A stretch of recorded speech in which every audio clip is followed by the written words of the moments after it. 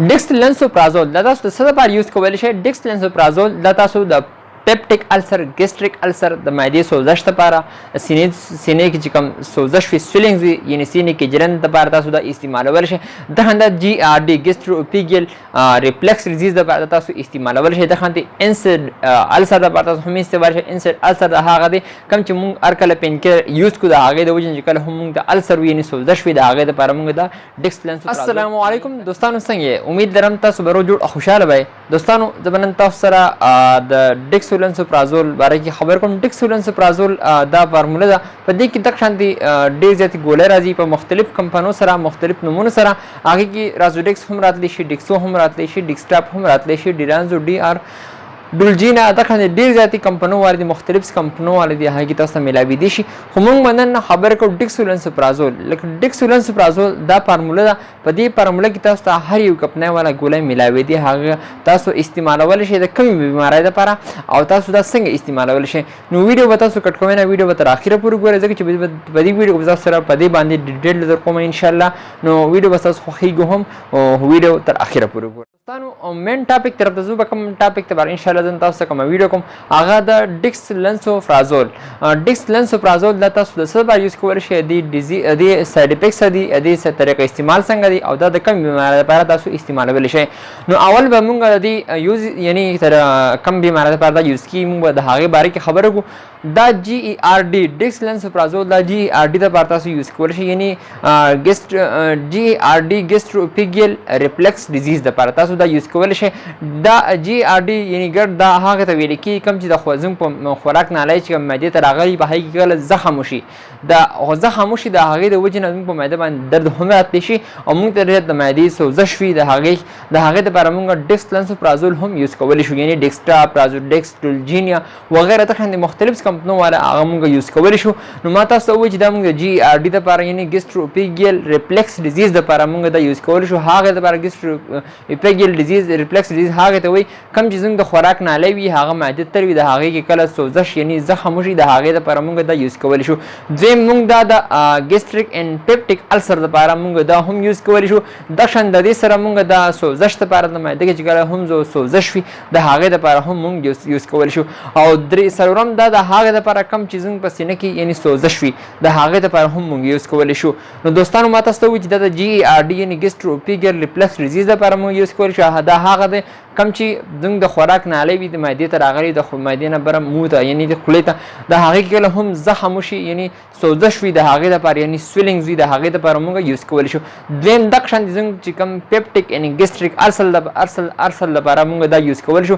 دغه دریم دا موږ د معدې سوزش دپاره د هغې دپاره یوز کولی شو. دغه د سینې سوزش وي د هغې دپاره موږ یوز کولی شو. دغه شان د انسیډ السر دپاره، انسیډ السر دې ته ویل کېږي کوم چې موږ پین کلر ګولۍ یعنې پین کلر ټیبلټ استعمال کړو، یعنې ډایکلوپینک یعنې نیمسولایډ ایکسیټرا جب آپ لوگ استعمال کریں یعنی تاسو کله هم استعمال کړئ دا د هغې دپاره د هغې د وجې نه موږ ته کله هم السر یعنې سوزش وشي د پین کلر د وجې نه، ګولو استعمال د وجې نه، نو د هغې دپاره هم موږ ډیکسلنسوپرازول موږ استعمالولی شو. یوزز خو ما تاسو ته ووایي دوستانو اوس په دې چې کوم طریقه استعمال دی یعنې دا موږ څنګه استعمالولی شو او د څه ټایم پورې دا موږ استعمالولی شو.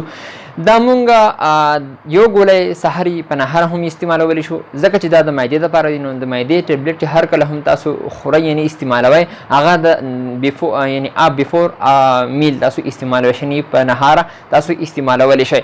او دا تاسو د یوې ایک منت لپاره یعنې ایک منت پورې تاسو دا استعمال کوئ، نو انشاءالله تاسو ته به ډېر ښه د دې پیکینګ باره کې خبرې کوو. د دې پیکینګ په دې کې 30 ټیبلټ وي، یعنې په یو پلته کې په درې پلتې کې په ډبې کې 3 پلتې وي، په پلته کې 10 ګولۍ وي.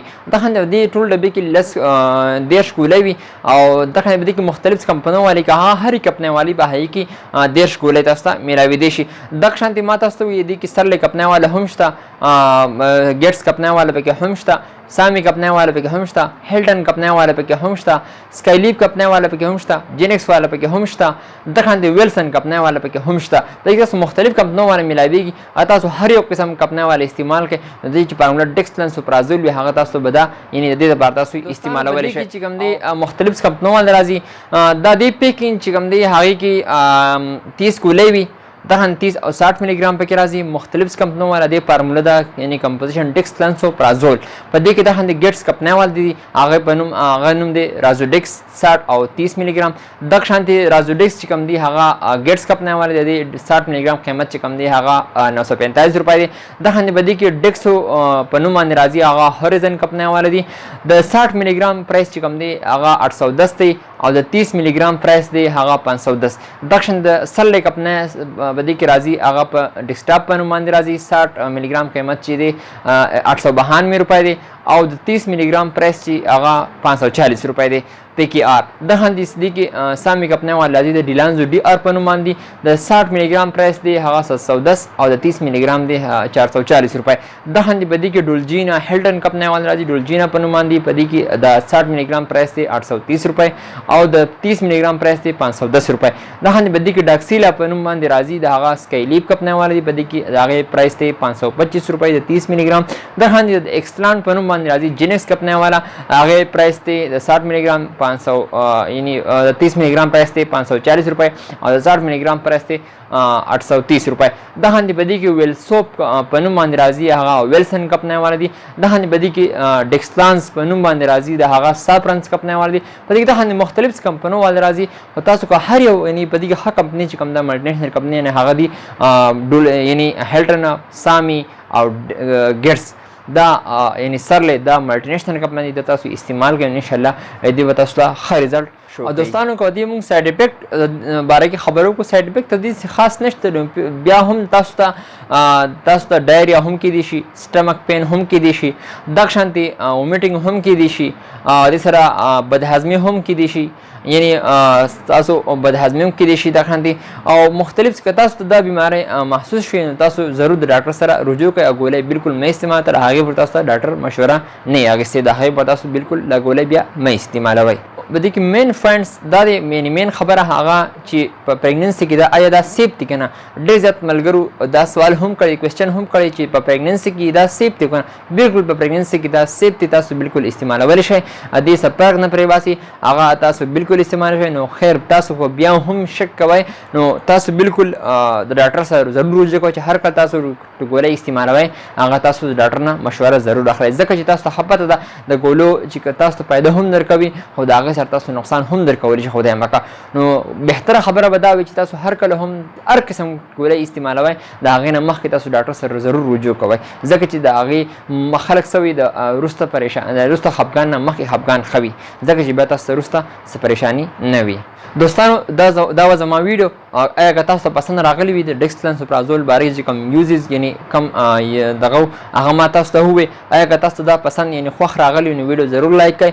او دوستانو تاسو په اخر کې یو خبره کول غواړم زه موږ تاسو له صرف او صرف انفارمیشن درکو د میډیسن حوالې سره نو دا تاسو بالکل مه مایند کوئ او نه تاسو زنګ یعنی تاسو زنګ په وینا باندې ګولۍ مه استعمالوئ ځکه چې تاسو د هر کله هم ګولۍ استعمالوئ هغه تاسو د ډاکټر سره اول ضرور رجوع کوئ. موږ صرف تاسو له انفارمیشن درکو د میډیسن حوالې سره او طریقه کار راته ښایو چې آیا دا داسې استعمالیږي دا د دې بیمارۍ دپاره استعمالیږي دا موږ داسې استعمالولی شو په نهاره په مړه باندې. نو تاسو چې هر کله هم څه ګولۍ یعنی هر یو که دوایي وي یعنی میډیسن وي هغه تاسو استعمالوئ د هغې نه مخکې تاسو د ډاکټر سره ضرور رجوع کوئ نو تاسو ته به انشاءالله وروسته څه پریشاني نه وي. دوستانو دا و زما ویډیو که تاسو پسند راغلی وي ضرور لایک کړئ کمنټس هم وکړئ خپل رایه په کمنټس کې ضرور راکړئ. نو دا و زما ویډیو ډیکسلنسوپرازول باره کې. نو امید لرم تاسو ته به خوښ راغلی وي چې چېرته هم یې ښه ده او باد اوسئ الله مو ټول عمر خوشحاله ساته او الله تعالی ستاسو د ټولو څوک هم بیماران دي الله تعالی هغو ته شفا ورکړي. نو چېرته هم یې ښه ده او باد اوسئ د لوی الله په امان.